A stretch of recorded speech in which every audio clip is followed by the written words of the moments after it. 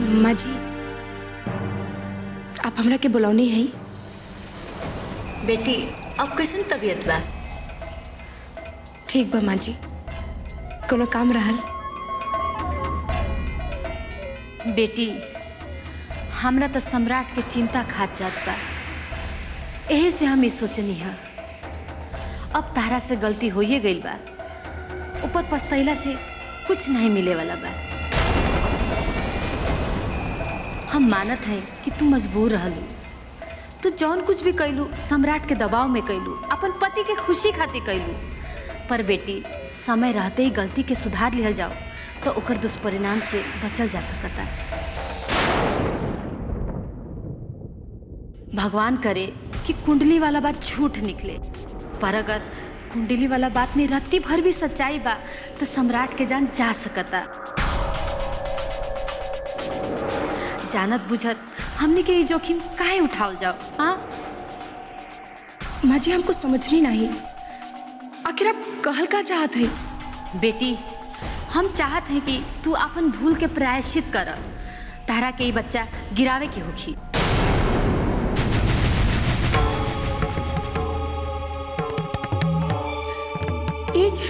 ये का कहत नहीं आप? हम ऐसा नहीं कर सकेनी, हम अपन बच्चा नहीं गिराई। बात के समझा, तू गलती कैलू, हम तारा के कुछ ना कहन, पर तारा ये बात के माने के पड़ी, यही में सम्राट के भलाई बा। नहीं माँ जी, हम अपन बच्चा हरगिज नहीं गिराई। तारा गिरावे के ही पड़ी। अब वही तो बात घर में बा, अगर ये बात घर से बाहर निकल जाई तो बहुत मुश्किल हो जाई, और फिर ये काम हम तार सुहाग बचावे खातिर करत हैं। नहीं माँ जी, ये गलत था, हत्या, हम ऐसा नहीं कर सकेले। जिद मत करो, हम नर्सिंग होम में बात कर चुकल बानी, तू हमारे साथ चला। छोड़ दी माँ जी, हमरा के छोड़ दी माँ जी, माँ जी छोड़ दी हमरा।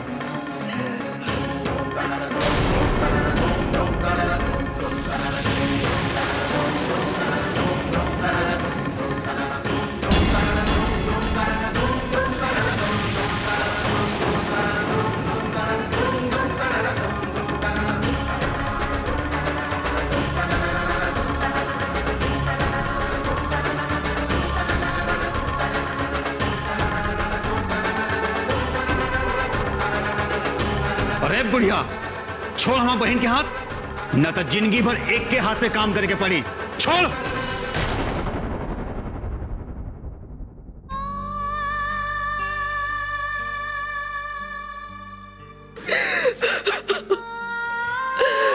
चुप रह, हम आ गए बानी, चुप रह।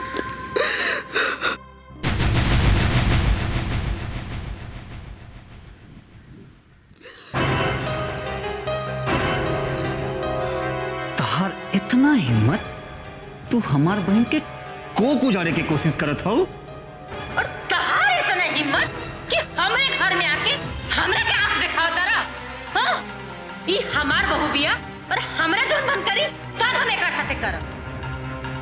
तारा हमारा घरेलू मामला में बोले की कोनो जरूरत नहीं। चुप, एक हाथ मारब अब्बे की सब घरेलू मामला एजे धरल रह जाई।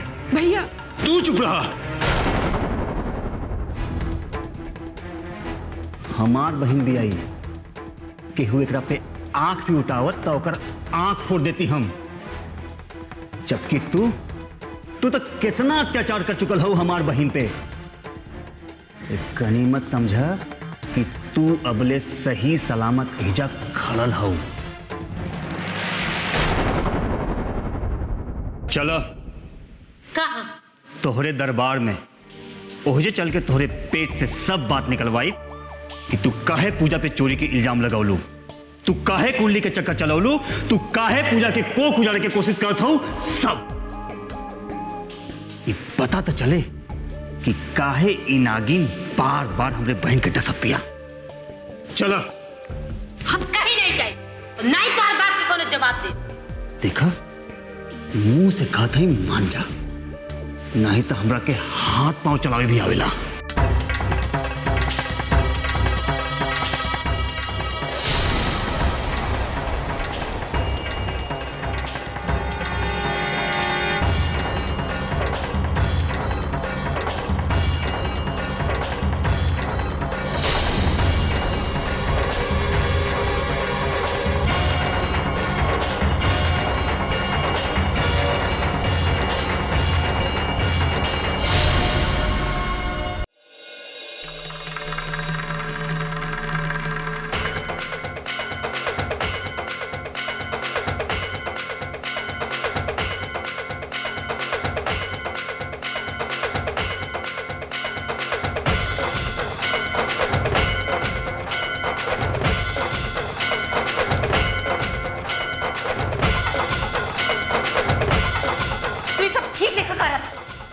अंजाम बहुत बुरा है। जानत है, जानते तहार पहुंच बहुत ऊपर ले बा। पुलिस में भी तहार जान पहचान बा।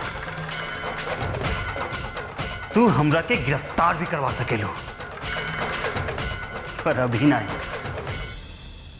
अभी तू हमरा के सब सच सच बताओ कि तू ई सब नौटंकी काहे खेलत हो। हम कुछ ना बताई, तारा जौन करे के बा कैला।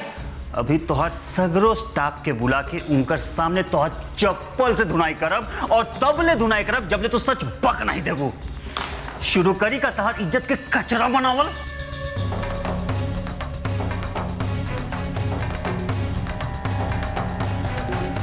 एगो औरत से अच्छे बात कही जाला, तारा से बड़ नहीं, हम इज्जत से बात कर। अरे इज्जत गल तेल लेवे।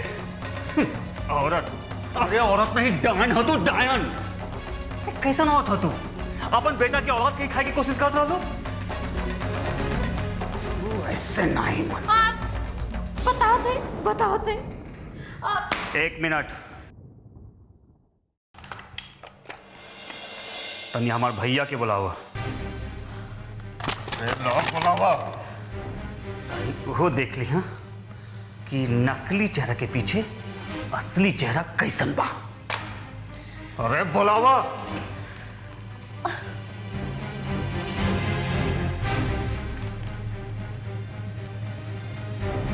सुधाकर बाबू, हाँ अभय आई नहीं है, आप जरा केबिन में आई।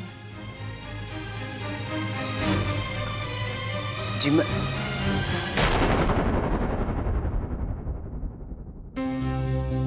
ये सब का हो रहा बा? प्रभाकर, तू यहाँ का करता हुआ? अब ही पता चल जाए। बताओ भैया के कि तू काहे हमार बहन के कोक उजाड़े जात रहलो। पूजा के कोक उजाड़े? ई तू का कहता हुआ? मैडम ऐसा काहे करिया? सब पता चल जाए, बस अब चुपचाप सुनी। ई काहे पूजा की जिंदगी बर्बाद कर दिया, ई काहे दीपक बाबू के दोस्त बिया खातिर उकसा के आरती दीदी के जिंदगी पर ग्रहण लगावत बिया, सब।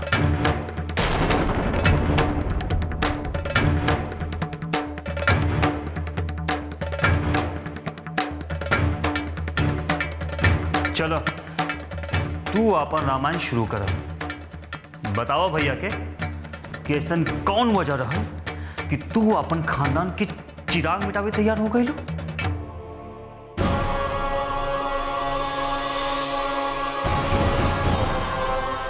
ये सबके जिम्मेदार हम ना, तो के बाप वो मास्टर हा।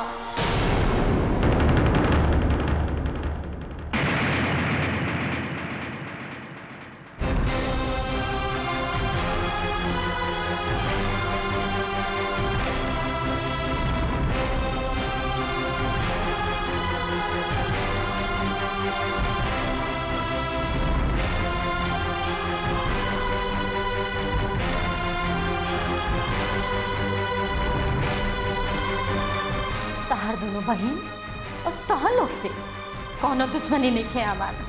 हम तो सिर्फ तहां लोग के इस्तेमाल करत रहनी है ताकि अपन दुश्मन तहां लोग के बाप के तिल तिल करके मार सकी, जैसे वो हमारे भाई के मरे के मजबूर कैले रहलन। ओकर हंसत खेलत घर उजाड़ सकी, जैसे वो हमार हंसत खेलत घर उजाड़ले रहलन। हम तो सिर्फ बदला लेत रहनी है। बदला? बदला? कैसन बदला? बताई हमरा के बताई।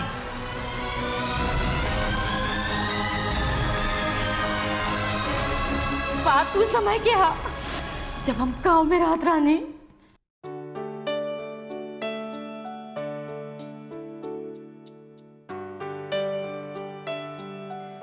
हमार गांव तू लोगन के गांव युवराजपुर के बगल में ही रहल।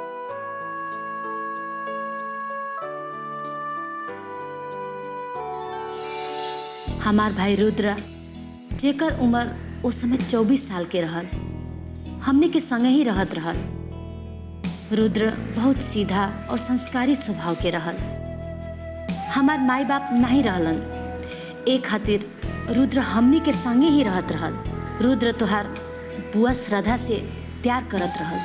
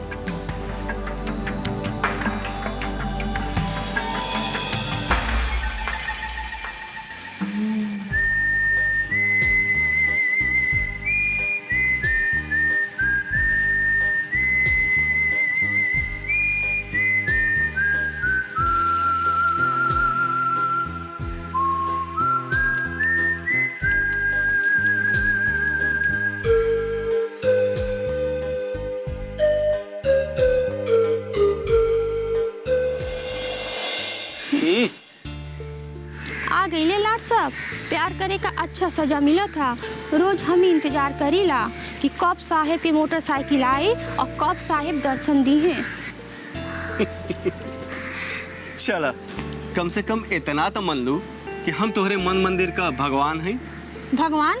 हम कब कहली कि तू भगवान हवा? ला, अब ये तू ही तो कहत रहलू कि हम तोके दर्शन देवेली। अच्छा अच्छा, बात का खाल न निकाला। ये बतावा आज आवे में देर कैसे हो गई? रोज हम ही पहले ही आईला, एको दिन तू ना पहले आ सकेला? एक दिन? अरे एक दिन का, हम तो हमेशा हमेशा खातिर पहले आवे के तैयार हैं। पर का करी, जीजा जी और दीदी कुछ न कुछ काम समझा देवेला, यही से देर हो जाला। और एक दिन इतना देर हो जाए कि केहू और हमरा के लेके फुर हो जाए और तू देखते रह जाइबा। हमरा रहते केहू का काम आजाद कि तोके छू भी सके। अरे केहू हाथ लगा के तो देखे। रुद्र, हम मजाक ना करत है, हम सीरियस बानी।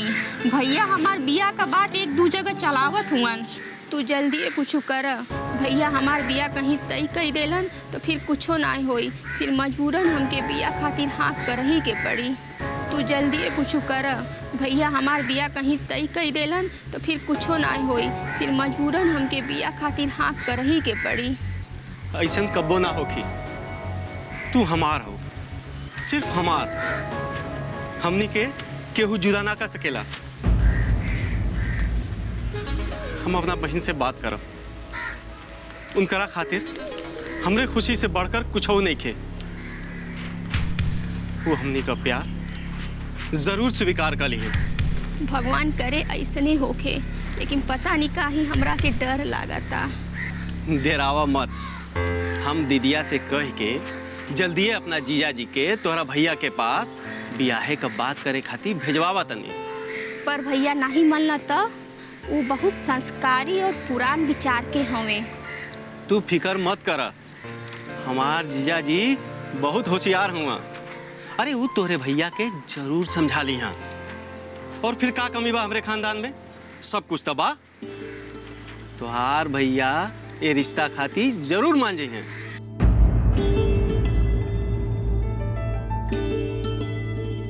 अच्छा, एगो बात बतावा,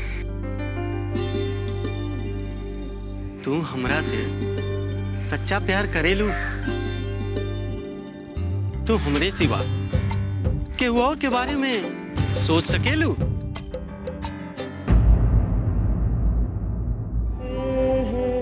तब फिर तू चिंता मत कर, हमनी का मिलन जरूर होगी। हमार जीजा जी तोरे भैया के जरूर मना ली हैं। रुद्र, अगर हमार बिया तरह से ना भई तो हम अपन जान दे दे, लेकिन केहू और से हम बिया ना करब। तो का हम जिंदा रह पाई? अब जियल जाई तो साथ साथ, अब मरल जाई तो साथ साथ।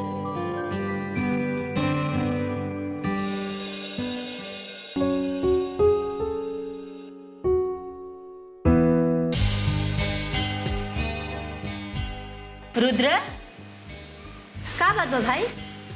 आज बहुत चौका तारा। का हम जान सकेले कि हमार भाई इतना खुश काहे बा? अरे नहीं दीदिया, वो तो बस ऐसा ही, कुछ खास बात नहीं बा। का बात बा भाई? आज बहुत चौका तारा। का हम जान सकेले कि हमार भाई इतना खुश काहे बा?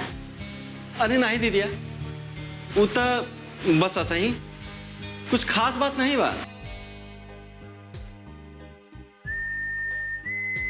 खास बात तबा हम तार चेहरा रोज देखिले, पर आज तार चेहरा के रंग कुछ अलग ही दिखाई देता है। का मामला बा?